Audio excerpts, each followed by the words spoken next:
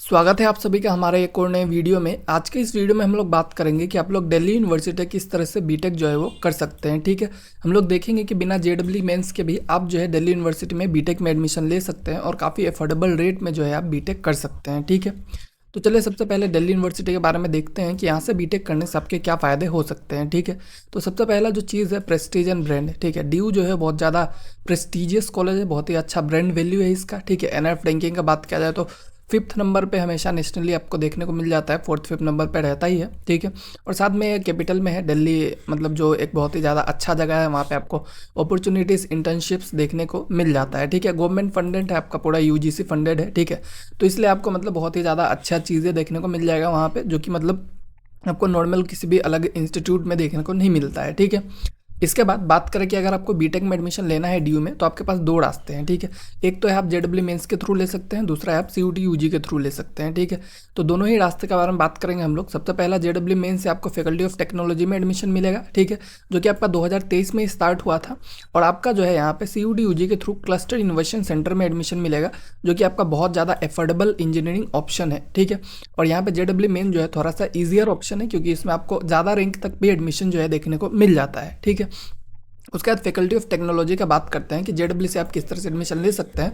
इसके बाद हम लोग बात करेंगे कि आप जो है मतलब सीयूटी के थ्रू कैसे एडमिशन ले सकते हैं। ठीक है, तो सबसे पहले आपको जेडब्ल्यू के थ्रू मतलब फैकल्टी ऑफ टेक्नोलॉजी में 3 अलग अलग स्पेशलाइजेशन देखने को मिलता है। सबसे पहले आपका बीटेक इन सीएससी। ठीक है, उसके बाद आपका इलेक्ट्रॉनिक्स एंड कम्युनिकेशन इंजीनियरिंग, फिर आपका इलेक्ट्रिकल इंजीनियरिंग। ये है आपका फैकल्टी ऑफ टेक्नोलॉजी, जिसको आप देख सकते हैं। ठीक है, इसके बाद अगर एलिजिबिलिटी का बात किया जाए फैकल्टी ऑफ टेक्नोलॉजी में एडमिशन लेने के लिए, तो आप जो है क्लास 12 पास होने चाहिए। ठीक है, कोई भी एक रिकग्नाइज बोर्ड होना चाहिए, सीबीएसई, आईसीएसई या फिर स्टेट बोर्ड। ठीक है, सब्जेक्ट रिक्वायरमेंट का बात किया जाए तो आपका फिजिक्स, केमिस्ट्री, मैथमेटिक्स जो है आपका रहना चाहिए कोर सब्जेक्ट्स में, और इंग्लिश को आपने पास किया होना चाहिए एज ए सेपरेट सब्जेक्ट। ठीक है, मार्क्स आपका 60% एग्रीगेट चाहिए पीसीएम में जनरल कैटेगरी के लिए, और ओबीसी एनसीएल के लिए 55% चाहिए। ठीक है, जो भी मतलब आपका एससी एसटी है उनके लिए भी कंपलसरी आपका ये है कि आपको जेडब्ल्यू मेन 2025 मतलब 2026 में आपको एडमिशन लेना है। ऑब्वियसली 2026 का पेपर आपको जो है वो देना पड़ेगा। ठीक है, उसके बाद सीट मैट्रिक्स का बात किया जाए कि कितने सीट्स जो है आपको देखने को मिल जाता है फैकल्टी ऑफ टेक्नोलॉजी में,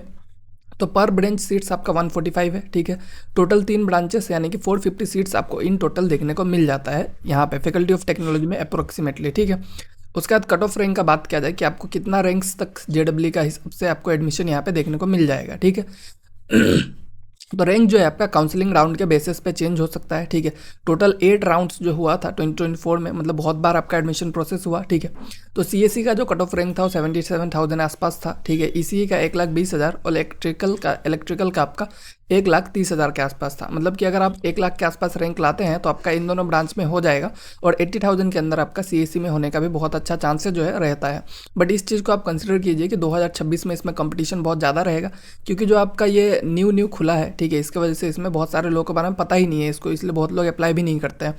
तो इसलिए आपको क्या करना है, आपको ज़्यादा अच्छे मार्क्स लाने का ही ट्राई करना है, क्योंकि तभी आपको यहाँ पे एडमिशन जो है वो मिल पाएगा।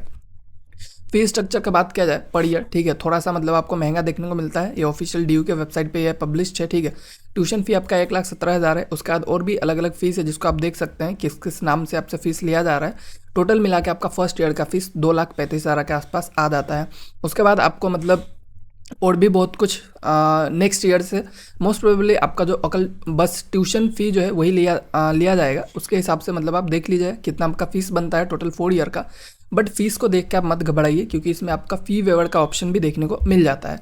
लाइक मतलब कि फ़ी वेवर पॉलिसी किस तरह से है कि अगर आपका फैमिली इनकम जो है 4 लाख से कम है, तो आपको 90% फीस जो है ट्यूशन फीस का नहीं देना है, दूसरा फीस आपको देना ही पड़ेगा। मतलब कि आपका हॉस्टल और एग्जाम फीस जो है उसको कवर नहीं किया जाएगा, बट जो आपका नॉर्मल फीस है उसमें आपको 90% जो है फीस नहीं देना है। अगर आपका फैमिली इनकम 4 to 8 लाख है तो आपको 50% फ़ी नहीं देना है, और साथ में आपका लैपटॉप खरीदने के लिए भी आपको पैसा वहाँ से दिया जाता है। ठीक है, मतलब 50,000 के आसपास आपको दिया जाएगा बिल सबमिशन पे। तो इसको आप कैसे ले सकते हैं उसके बारे में बात करते हैं। तो जब आप लैपटॉप का जो पैसा है वो कब ले सकते हैं, ठीक है, लैपटॉप आपको तभी खरीदना पड़ेगा जब आपका फर्स्ट ईयर जो है एडमिशन का कंप्लीट हो जाए। ठीक है, फर्स्ट ईयर के बाद आप जो है यहाँ पे खरीद सकते हैं। अमाउंट आपका 50,000 तक रहेगा, ठीक है। मतलब कि एक्चुअल प्राइस मान लीजिए अगर आपका लैपटॉप का 60,000 है तो आपको मतलब 50,000 दिया जाएगा, या फिर आपका लैपटॉप का कॉस्ट जो है 45,000 है या फिर 50,000 से कम है तो आपको जितना लैपटॉप का कॉस्ट रहेगा उतना आपको पे किया जाएगा, ठीक है।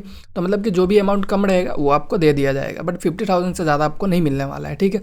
आपको लैपटॉप जो है खरीदना है, उसके बाद आपको बिल जो है GST डिटेल्स के साथ जो कि आपको दिया जाएगा उसको वहाँ पर सबमिट कर देना है, और स्टूडेंट का नाम रहना चाहिए उस पर, ठीक है।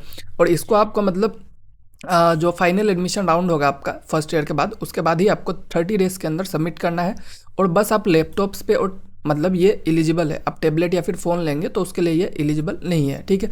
तो ये काफ़ी अच्छा सा चीज़ है जो कि आप वहाँ पे जाके ले सकते हैं। उसके बाद जो आपका क्लस्टर इनोवेशन सेंटर है CIC, जो कि मतलब ज़्यादा बेटर ऑप्शन हो सकता है आपके लिए, बट यहाँ पे आपका कंपटीशन ज़्यादा देखने को मिलता है, ठीक है। यहाँ पे आपको एक ही कोर्स देखने को मिल रहा है, BTech in information technology and mathematical innovation, ठीक है। और यहाँ पे स्पेशलाइजेशन आप अलग अलग ले सकते हैं, बट उसी के अंदर like management, electronics and embedded system biology, ये अलग अलग भी आप ले सकते हैं, ठीक है। और ये जो है आपका 2011 से चल रहा है, ठीक है, 2011 से चल रहा है, बहुत ही अच्छा रेपुटेशन है और पुराना प्रोग्राम्स आपको इसमें देखने को मिल जाता है। और इसमें आपको अगर एडमिशन लेना है तो आपको CUT के थ्रू यहाँ पे आप एडमिशन ले सकते हैं, ठीक है। CUT में आपको कौन कौन से सब्जेक्ट्स लेने पड़ेंगे, तो सबसे पहला लैंग्वेज का जो लिस्ट ए है उसमें से आपको इंग्लिश, हिंदी या फिर कोई भी एक लैंग्वेज लिस्ट ए से चूज़ करना पड़ेगा। इंग्लिश या हिंदी जो है मोस्ट प्रेफरेबल होता है, ठीक है। साथ में आपका मैथमेटिक्स या फिर अप्लाइड मैथमेटिक्स जो है आपका कोर सब्जेक्ट होना चाहिए। और जनरल टेस्ट का पेपर जो है आपको देना ही पड़ेगा, जो GAT का पेपर है जनरल एप्टीट्यूड टेस्ट, वो आपको देना ही पड़ेगा, ठीक है।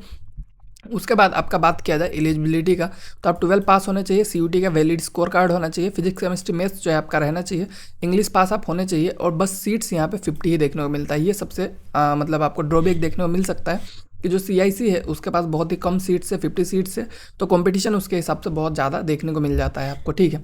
CIC का फीस का बात किया जाए तो सबसे ज़्यादा अफोर्डेबल ऑप्शन है ये, ठीक है। पर सेमेस्टर आपका बस 5,500, मतलब ट्यूशन का 5,000 और एग्जाम का 500, तो टोटल आपको 4 साल का बात किया जाए तो 20-22 हज़ार के आसपास आपका फीस जो है पड़ता है, जो कि बहुत ज़्यादा अफोर्डेबल है, ठीक है।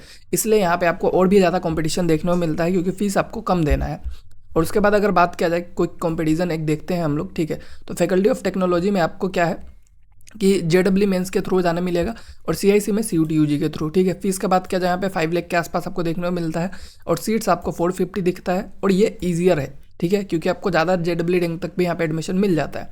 बट CIC में फीस कम होने की वजह से और सीट्स भी कम होने की वजह से ये बहुत ज़्यादा कॉम्पिटिटिव हो जाता है। CUT में आपको बहुत ज़्यादा अच्छा स्कोर करना पड़ेगा, तभी जाके आपको यहाँ पे एडमिशन जो है वो देखने को मिलेगा।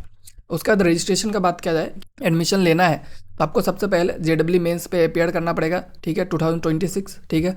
उसके बाद आपको जो engineering.uod.ac है वहाँ पे जाके आपको अप्लाई करना पड़ेगा, ठीक है, न्यू रजिस्ट्रेशन करना पड़ेगा, और JEE मार्क्स के रैंक के डिटेल्स के साथ आपको अप्लाई कर देना है। रजिस्ट्रेशन फी जो है आपका 1500 जनरल के लिए, 1200 SC/ST के लिए वो पे कर देना है। फिर काउंसलिंग में आपको पार्टिसिपेट करना है। अगर आपका यहाँ पर एडमिशन होना है तो आपका जो है नाम आ जाएगा, आप वहाँ पर जाके एडमिशन जो है ले सकते हैं।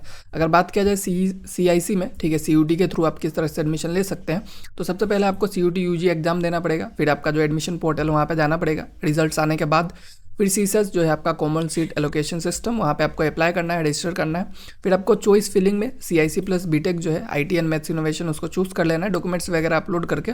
जो आपका काउंसलिंग फीस पार्टिसिपेट मतलब काउंसलिंग फीस आपको पे कर देना है, और जो भी एडमिशन राउंड होगा उसमें आपको पार्टिसिपेट करते रहना है। और अगर आपका मार्क्स जो है वो कट ऑफ से ज़्यादा आता है तो आपको जो है वहाँ पे एडमिशन देखने को मिल जाएगा, ठीक है। तो इस तरह से जो है आप दोनों अलग अलग सेंटर्स पे विदाउट JEE और विद JEE दोनों में ही आप एडमिशन जो है वो ले सकते हैं, ठीक है। प्लेसमेंट का बात किया जाए CIC का, क्योंकि ये 2011 में इस्टेब्लिश हुआ था तो उसके हिसाब से इसका प्लेसमेंट डेटा होना चाहिए। तो मेन चीज़ ये है कि CIC में आपको कोई भी प्लेसमेंट सेल देखने को नहीं मिलता है, क्योंकि बस 50 स्टूडेंट है तो उसके लिए प्लेसमेंट सेल इन लोगों ने नहीं लाया है। But student run placement cell जो है उसका भी रिजल्ट बहुत ही अच्छा है। हाईएस्ट पैकेज आपको 33 LPA का देखने को मिलता है, और एवरेज 6 to 8 LPA का देखने को मिल जाता है। बहुत सारे अच्छे अच्छे रिक्रूटर्स लाइक गूगल, फ्लिपकार्ट, ये लोग भी आपको यहाँ पे देखने को मिल जाएगा, ठीक है। तो मतलब कि जो स्टूडेंट मैनेज प्लेसमेंट है, ठीक है, उसमें भी बहुत ही अच्छा स्ट्रॉन्ग इंडस्ट्री कनेक्शन आपको देखने को मिल जाएगा। तो इस हिसाब से आप CIC में जाएंगे तो आपका प्लेसमेंट लगने का भी अच्छा खासा चांसेस वहाँ पे देखने को मिल जाएगा आपको, ठीक है। बाकी अगर आपको वीडियो इन्फॉर्मेटिव लगा हो तो आप हमें कमेंट में बता सकते हैं। बाकी जो हमारा वेबसाइट है thesocialclass.in, वहाँ पर और भी डिटेल्स आपको यूनिवर्सिटीज़ के बारे में मिल जाएगा, तो आप जो है वहाँ पर विजिट कर सकते हैं।